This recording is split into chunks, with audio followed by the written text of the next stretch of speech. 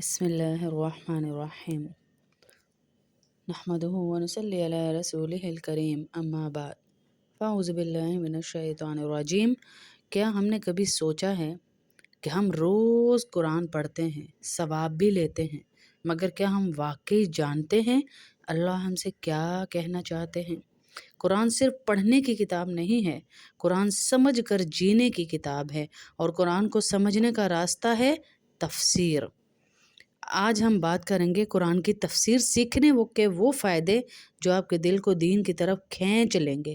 جو ہماری بہنیں تفسیر کی کلاس میں شامل ہیں ان کو مبارکباد، اور جو نہیں شامل وہ بھی شامل ہونے کی کوشش کیجیے۔ فائدہ نمبر 1، قرآن واقعی سمجھ میں آتا ہے۔ تفسیر کے بغیر ہم الفاظ پڑھتے ہیں، مگر تفسیر کے ساتھ ہم اللہ کا پیغام سمجھتے ہیں۔ یہ پتہ چلتا ہے کہ یہ آیت کیوں نازل ہوئی، کس کے لیے نازل ہوئی، اور آج میری زندگی سے اس کا کیا تعلق ہے۔ فائدہ نمبر 2، ایمان مضبوط ہو جاتا ہے۔ جب قرآن سمجھ آتا ہے تو دل میں سوال کم اور یقین زیادہ ہو جاتا ہے، کیونکہ آج کل آپ دیکھیں کتنے سوالات ہیں دماغ میں، بچوں کے، بڑوں کے، یوں کیوں، یوں کیوں، یوں کیوں۔ جب ہم قرآن کو ترجمے کے ساتھ، تفسیر کے ساتھ پڑھتے ہیں نا، تو ہمیں قرآن سمجھ آنے لگتا ہے۔ وہ سوال نہیں بنتے، پھر وہ یقین ہوتا ہے کہ واقعی یہ والی گرہ اللہ جو کھول رہے ہیں، یہ چیز جو اللہ مجھے دکھانا چاہ رہے ہیں، اس کا یہ مقصد ہے۔ اللہ کی قدرت، اللہ کی حکمت اور آخرت کی سچائی دل میں راسخ ہو جاتی ہے۔ فائدہ نمبر 3 ہے اس کا کہ عمل کرنا آسان ہو جاتا ہے۔ اکثر ہم کہتے ہیں عمل مشکل ہے، مگر حقیقت یہ ہے کہ عمل تب مشکل لگتا ہے جب بات سمجھ میں نہ آئے۔ جب تفسیر کے ذریعے مقصد سمجھ آ جائے تو نماز، پردہ، صبر، شکر سب آسان ہونے لگتا ہے۔ فائدہ نمبر 4 ہے اس کا کہ گناہوں سے نفرت پیدا ہو جاتی ہے۔ تفسیر دل میں تقوی پیدا کرتی ہے۔ جب انسان جہنم کے انجام کو سمجھ لیتا ہے تو گناہ میٹھا نہیں زہر لگنے لگتا ہے۔ فائدہ نمبر 5، زندگی کے فیصلے درست ہوتے ہیں۔ شادی ہو، کاروبار ہو، اولاد کی تربیت ہو، ہم قرآن کے اکارڈنگلی چل رہے ہوتے ہیں، دیوانے نہیں ہو جاتے شادی پہ۔ کاروبار میں ہم جھوٹ اور رشوت سے کام نہیں لیتے۔ اولاد کی تربیت ہم قرآن سنت کے مطابق کرتے ہیں جب ہمیں قرآن سمجھ آ جاتا ہے۔ قرآن کی تفسیر انسان کو صحیح اور غلط کا فرق سکھا دیتی ہے۔ فائدہ نمبر 6، دل کو سکون اور صبر ملتا ہے۔ جب تفسیر میں حضرت ایوب کا صبر، حضرت یوسف کی آزمائش، حضرت موسیٰ کی جد و جہد پڑھتے ہیں نا، تو اپنے غم چھوٹے لگنے لگتے ہیں۔ فائدہ نمبر 7، دعاؤں میں اثر آ جاتا ہے۔ قرآن سمجھنے والا رب کو پہچان لیتا ہے، پھر اس کی دعا اللہ کے الفاظ کی نہیں، دل کی آواز بن جاتی ہے۔ آخرت کی تیاری شروع ہو جاتی ہے۔ تفسیر القرآن جنت کو حقیقت اور جہنم کو قریب کر دیتی ہے۔ پھر انسان غفلت میں نہیں جیتا بلکہ ذمہ داری کے ساتھ جیتا ہے۔ فائدہ نمبر 9، دوسروں کو دین سکھانے کی طاقت ملتی ہے۔ جب آپ قرآن سمجھتے ہیں تو آپ اپنی اولاد، اپنے گھر، اپنے معاشرے کو صحیح دین دے سکتے ہیں۔ اللہ سے قربت محسوس ہوتی ہے۔ فائدہ نمبر 10 ہے، تفسیر پڑھتے ہوئے ایسا لگتا ہے قرآن کی ترجمہ تفسیر کہ جیسے اللہ براہ راست آپ کے دل سے بات کر رہا ہے۔ آپ ایک ایک آیت اٹھا لیں، ایسے لگتا ہے ہمارے غموں کا، ہماری باتوں کا جواب دے رہے ہیں اللہ پاک۔ یہ قربت دنیا کی کسی چیز سے نہیں ملتی۔ آج آپ سب عہد کریں کہ ہم قرآن صرف ثواب کے لیے نہیں، ہدایت کے لیے بھی پڑھیں گے، قرآن کو سمجھیں گے اور اسی کے مطابق زندگی گزاریں گے انشاءاللہ۔ اللہ ہمیں قرآن کا سمجھنے والا بنا دے۔ اب ہم تفسیر پڑھیں گے سورۃ المدثر کا دوسرا رکوع انشاءاللہ ہم پڑھیں گے، اور اس کو آج سمجھیے اور آگے بھی شیئر کیجیے، لوگوں کو دعوت دیجیے قرآن کی کلاس کی، تاکہ آپ کو بھی آسانی ہو اور لوگوں تک اللہ کا پیغام آسانی سے پہنچے۔ اعوذ باللہ من الشیطان الرجیم، بسم اللہ الرحمن الرحیم۔ کلا والقمر واللیل اذ ادبر والصبح اذا اسفر انہا لإحدی الکبر نذیرا للبشر لمن شاء منکم ان یتقدم او یتأخر کل نفس بما کسبت رہینہ۔ إلا أصحاب اليمين في جنات يتساءلون عن المجرمين ما سلككم في سقر قالوا لم نك من المصلين ولم نك نطعم المسکین۔ بہت بڑا سوال اس میں اللہ رب العزت ہمارے لیے چھوڑ رہے ہیں جو جہنمیوں سے پوچھا جائے گا۔ اچھا، یہاں سے شروع ہو گیا ہے رکوع نمبر 2۔ دل کو ہلا دینے والے اس میں میسیجز ہیں۔ اللہ نعمتیں دیتا ہے، اللہ پاک کہہ رہے ہیں، مگر انسان شکر کے بجائے انکار کر بیٹھتا ہے۔ سب کچھ پا کر بھی حق کو جھٹلاتا ہے، سب سے بڑی ناشکری ہے۔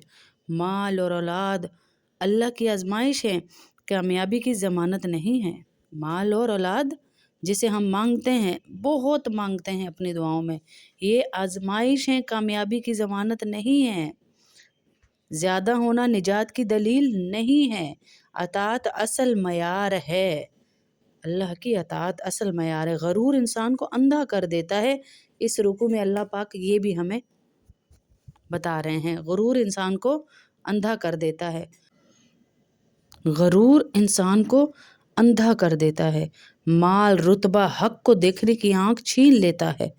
اللہ دلوں کے راز جانتا ہے، انکار زبان سے نہیں نیت سے بھی ہوتا ہے، اور اللہ سب جانتا ہے۔ یہ اللہ رب العزت اس رکوع میں ہمیں بتا رہے ہیں۔ حق سامنے آ جائے تو ضد ہلاکت بن جاتی ہے، سمجھ لینے کے بعد بھی نہ ماننا تباہی ہے۔ یعنی اس میں پوچھا جا رہا ہے نا کہ کیوں آئے ہو جہنم میں، ما سلککم فی سقر، تمہیں کس چیز نے جہنم میں ڈال دیا؟ جواب سن رہے ہیں، قالوا لم نک من المصلین، کہ ہم نماز نہیں پڑھتے تھے۔ دوسرا جرم بھی سن لیں، ہم مسکین کو کھانا نہیں کھلاتے تھے۔ آگے پڑھتی ہوں تو تیسرا جرم بتاتی ہوں۔ سوچا اگر ہدایت کے لیے نہ ہو تو وہاں وبال بن جاتا ہے۔ قرآن کو جادو کہنا عقل کی موت ہے۔ جو قرآن کو حق ماننے کے بجائے بہانہ بنائے وہ خود کو دھوکہ دیتا ہے۔ تکبر انسان کو سچ قبول نہیں کرنے دیتا۔ اللہ کی آیات کا انکار دل کو سخت کر دیتا ہے۔ جو قرآن کو رد کرے اللہ اسے خود سزا دیتا ہے۔ دنیا کی سوچ آخرت کو بھلا دیتی ہے۔ قرآن عام کتاب نہیں، یہ اللہ کا کلام ہے۔ حق کو پہچان کر چھپانا سب سے بڑا جرم ہے۔ جہنم صرف کافروں کے لیے نہیں، عبرت بھی ہے۔ یہ آیات ہمیں ڈرانے اور جگانے کے لیے ہیں۔ اللہ کی پکڑ بہت سخت ہے، مذاق نہیں ہے۔ انجام نیت کے مطابق ہوتا ہے۔ دل کا کفر عمل سے پہلے پکڑا جاتا ہے۔ جو دل میں ہم کفر لے کے بیٹھے ہوتے ہیں نا، یہ عمل سے پہلے پکڑا جاتا ہے۔ جو قرآن کو مان کر جھک گیا وہ بچ گیا، اور جو غرور میں اکڑا وہ خود کو بھی ہلاک کر چکا۔ خبردار، اللہ پاک اس رکوع میں کہہ رہے ہیں، قسم ہے چاند کی اور رات کی جب وہ منہ پھیرنے کے لگ جائیں، اور صبح کی جب اس کا اجالا پھیل جائے، کہ یہ بڑی بڑی باتوں میں سے ایک بات ہے جو ان تمام انسان کو خبردار کر رہی ہے۔ کیا بات ہے؟ دوزخ جیسی بڑی مصیبت کا تذکرہ ہے یہ، کہ ہوش اڑ جائیں گے سب کے۔ پہلے چاند کی قسم کھائی گئی، جس طرح چاند پہلے روز بڑھتا ہے پھر روز بروز گھٹتا ہے، یہاں تک کہ مہینے کے آخر میں بالکل غائب ہو جاتا ہے۔ اسی طرح انسان کی طاقت بھی پہلے بڑھتی ہے، جب ہم سمجھتے ہیں ہم بڑے طاقتور ہیں، پیسہ ہے، مال ہے، دولت ہے، پھر بڑھاپے میں گھٹتی ہے، یہاں تک کہ ایک دن انسان مر ہی جاتا ہے، اور دنیا کی ہر چیز کا یہی حال ہے۔ پھر اللہ تعالیٰ نے اس وقت کی قسم کھائی جب رات ڈھلنے لگتی ہے اور صبح کا اجالا نمودار ہوتا ہے، کہ پورے ماحول کو روشن کر دیتا ہے۔ یہ اس طرف اشارہ ہے کہ ابھی تو کافروں کے سامنے غفلت کا اندھیرا ہے، پھر ایک وقت آئے گا جب یہ اندھیرے دور ہو جائیں گے اور حق اپنی پوری بےتابی کے ساتھ ظاہر ہوگا۔ انہیں پتہ چل جائے گا یہ دنیا میں کیا کر کے گئے ہیں۔ یہ بڑی بڑی باتوں میں سے ایک ہے کہ جو تمام انسانوں کو خبردار کر رہی ہے، تم میں سے ہر اس شخص کو جو آگے بڑھنا یا پیچھے ہٹنا چاہے۔ یہ اس شخص کو خبردار کرتی ہے جو بھلائی کی طرف آگے بڑھنا چاہے، اور اس کو بھی جو بھلائی سے پیچھے ہٹے۔ ہر شخص اپنے کرتوت کی وجہ سے گروی رکھا ہوا ہے.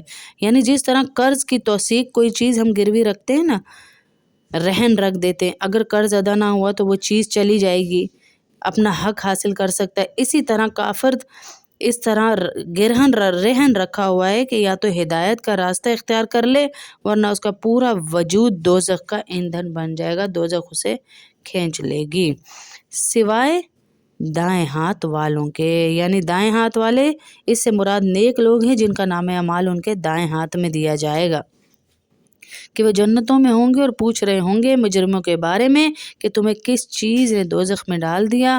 وہ کہیں گے ہم نماز نہیں پڑھتے تھے اور ہم مسکین کو کھانا نہیں کھلاتے تھے. اللہ اکبر. وَكُنَّا نَخُوضُ مَعَ الْخَائِضِينَ وَكُنَّا نُكَذِّبُ بِيَوْمِ الدِّينِ حَتَّى أَتَانَا الْيَقِينُ فَمَا تَنْفَعُهُمْ شَفَاعَةُ الشَّافِعِينَ فَمَا لَهُمْ عَنِ التَّذْكِرَةِ مُعْرِضِينَ كَأَنَّهُمْ حُمُرٌ مُسْتَنْفِرَةٌ كَرَّتْ مِنْ قَسْوَرَةٍ بَلْ يُرِيدُ كُلُّ امْرِئٍ مِّنْهُمْ أَن يُؤْتَىٰ صُحُفًا مُّنَشَّرَةً كَلَّا بَل لَّا يَخَافُونَ الْآخِرَةَ كَلَّا إِنَّهُ تَذْكِرَةٌ فَمَن شَاءَ ذَكَرَهُ وَمَا يَذْكُرُونَ إِلَّا أَن يَشَاءَ اللَّهُ هُوَ أَهْلُ التَّقْوَىٰ وَأَهْلُ الْمَغْفِرَةِ. اور جو لوگ بیہودہ باتوں میں گھستے ہیں ہم بھی ان کے ساتھ گھس جایا کرتے تھے. اس سے مراد کافروں کے وہ سردار ہیں جو اسلام اور قرآن کا مذاق اڑانے میں محفلیں سجایا کرتے تھے اور بیہودہ مذاق سے حق کی تردید کرتے تھے، بیہودہ گفتگو کرتے تھے، اور ہم روز جزا کو جھوٹ قرار دیتے تھے یہاں تک کہ وہ یقینی بات ہمارے پاس ہی آ گئی. چنانچہ سفارش کرنے والوں کی سفارش ایسے لوگوں کے کام نہیں آئے گی. اب ان لوگوں کو کیا ہو گیا کہ یہ نصیحت کی بات سے منہ موڑے ہوئے ہیں، اس طرح جیسے وہ جنگلی گدھے ہوں، جیسے کسی شیر سے ڈر کر بھاگ کھڑے ہوں. بلکہ ان میں سے ہر شخص یہ چاہتا ہے کہ اسے کھلے ہوئے صحیفے پکڑا دیے جائیں. یعنی یہ کافروں کا ذکر ہے جو کہا کرتے تھے کہ قرآن کریم حضور صلی اللہ علیہ وسلم پر ہی کیوں اترا، اللہ تعالیٰ کی ہدایت کے لیے کوئی کتاب بھیجی تھی تو ہم پر بھیج دیتے. نعوذ باللہ. ہرگز نہیں.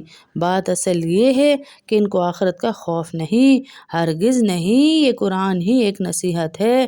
اب جو چاہے اس سے نصیحت حاصل کر لے، اور یہ لوگ نصیحت حاصل کریں گے نہیں الا یہ کہ اللہ ہی ایسا چاہے. وہی اس بات کا اہل ہے کہ اس سے ڈرا جائے اور وہی اس کا اہل ہے کہ لوگوں کی مغفرت کرے. اللہ پاک ہم سب کو جو سنا ہے عمل کی توفیق عطا فرمائے. آمین اللہم آمین. اللہ ہمیں عمل کی توفیق عطا فرمائے. اللہم صلی علی محمد وعلی آل محمد کما صلیت علی ابراہیم وعلی آل ابراہیم انک حمید مجید. اللہم بارک علی محمد وعلی آل محمد کما بارکت علی ابراہیم وعلی آل ابراہیم انک حمید مجید. ربنا آتنا فی الدنیا حسنۃ وفی الآخرۃ حسنۃ وقنا عذاب النار وقنا عذاب القبر وقنا عذاب الحشر وقنا عذاب المیزان. ربنا ظلمنا انفسنا وان لم تغفر لنا وترحمنا لنکونن من الخاسرین. اے اللہ ہمیں ان لوگوں میں شامل نہ کرنا جو حق کو پہچان کر بھی انکار کر دیں. اے اللہ ہمیں مال اور اولاد کے غرور سے بچانا. اے اللہ ہمیں مال اور اولاد کے غرور سے بچانا. اے اللہ ہمیں مال اور اولاد کے غرور سے بچا لے. انہیں ہماری آزمائش نہ بنانا. ہمارے مال کو، ہماری اولاد کو ہمارے لیے آزمائش نہ بنانا. اے اللہ دلوں کو پھیرنے والے اللہ ہمارے دل کو قرآن کے سامنے جھکا دے. اے اللہ ہمیں وہ عقل نہ دے جو ضد میں استعمال ہو، ہمیں وہ عقل دے جو سچ کو قبول کرے. اے اللہ ہمیں قرآن کے بارے میں بدگمانی سے بچا اور اس کی عظمت ہمارے دلوں میں بٹھا دے۔ اے اللہ ہمیں ایسا نہ بنا کہ ہم حق سوچے بھی غلط نیت سے۔ اے اللہ ہمیں تکبر سے بچا، کیونکہ تکبر نے شیطان کو بھی برباد کر دیا۔ اے اللہ ہمیں وہ زبان نہ دے جو قرآن کے خلاف بولے، اور وہ دل نہ دے جو حق سے خالی ہو۔ اے رحمان اللہ اپنی دی ہوئی مہلت کو توبہ میں بدلنے کی توفیق دے۔ ہمیں ان لوگوں میں نہ شامل کرنا جن کے بارے میں تو فرمائے اسے اکیلا چھوڑ دو۔ اے اللہ ہمیں دنیا کی محبت میں اندھا نہ کرنا، ہمیں اپنی بڑائی یاد دلا اور ہماری چھوٹی ہونا ہمیں یاد دلا۔ ہمیں قرآن کو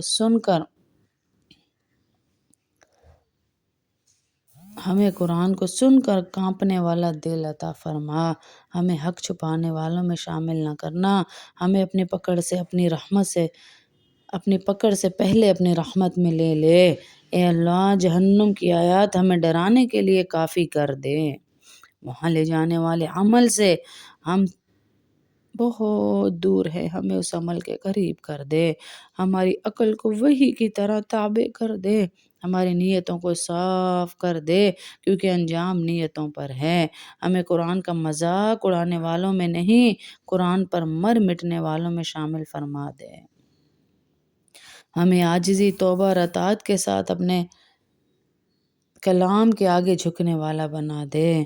اے اللہ ہمیں وہ نہ بنا جن کا انجام ہم قرآن میں پڑھتے ہیں، بلکہ ہمیں وہ بنا جن کے لیے قرآن نازل ہوا تھا۔ اے اللہ جس بچی نے مجھے دعاؤں کا کہا ہوا ہے، بہن نے کہا ہے، بھائی نے کہا ہے، ان سب کی دعائیں قبول فرما، ان سب کی تمام حاجتیں پوری فرما، ان سب کی پریشانیاں ختم فرما، قرضے ادا فرما، ٹینشنیں دور فرما۔ جن بچیوں نے اپنے کاروبار میں برکت کے لیے دعا کا کہا ہے، اللہ گھر بیٹھے انہیں کھلی روزی عطا فرما۔ یا اللہ جو میرے ساتھ دعوت کا کام کرنے میں جڑ گئیں، تو نے جوڑ دیا، تبسم بانو بہن ہے، یا اللہ ہما بچی ہے، ارم ملک ہے، سنبل ملک ہے، علمہ ملک ہے، بہت ساری بہنیں اور ہیں۔ یا اللہ یہ ساری میرے ساتھ دین کے کام میں میڈیا پر، سوشل میڈیا پر کام کر رہے ہیں، یا اللہ ان کی بھی مدد فرما، ان کے دین کو ہر زبان تک پہنچا۔ سعدیہ بہن ہے، فردوس بانو بہن ہے، شاہینہ ہے، عصمت بہن ہے، بشرا ہے، شائستہ ناز ہے، فردوس بانو، شیرین، انوش، شکیلہ افتخار، مسکان، مسز ذوالقرنین، الماس، ناز پروین، کلثوم، سمیہ بہن، شیرین، صبا، سانو ملک، یہ سب بہنیں اپنے اپنے سٹیٹس سے یا اللہ دین کی دعوت کو عام کر رہے ہیں۔ تو رب العزت ان کو اتنی دولت، عزت، برکتیں دے کہ یہ سنبھال ہی نہ سکیں۔ یا اللہ اتنی دولت دے کہ تیرے شکر میں سجدے میں رہیں، ان کی نسلوں کو نمازی بنا دے، نیک بنا دے، ان کی دعائیں قبول فرما دے۔ اے اللہ یہ وہ بہنیں ہیں جو دین کے اس وقت میں میرے ساتھ دعوت دے رہے ہیں جو فتنوں کا دور ہے۔ اے اللہ ہم سب کو جو بیمار ہیں انہیں صحت عاجلہ کاملہ عطا فرما، جو قرض دار ہیں ان کے قرضے اتار دے، جو بے اولاد ہیں انہیں اولاد نرینہ عطا فرما، نیک صالح اولاد عطا فرما۔ اے اللہ جس نے مجھے دعا کا کہا ہے، مجھے جس کا نام نہیں بھی یاد، تو ان کو بھی یا اللہ تمام دعاؤں کا صلہ عطا فرما، ان کی دعائیں قبول فرما۔ آمین اللہم آمین، وصلی اللہ تعالی علی خیر خلق محمد وعلی آلہ اصحاب اجمعین برحمتک یا ارحم الراحمین۔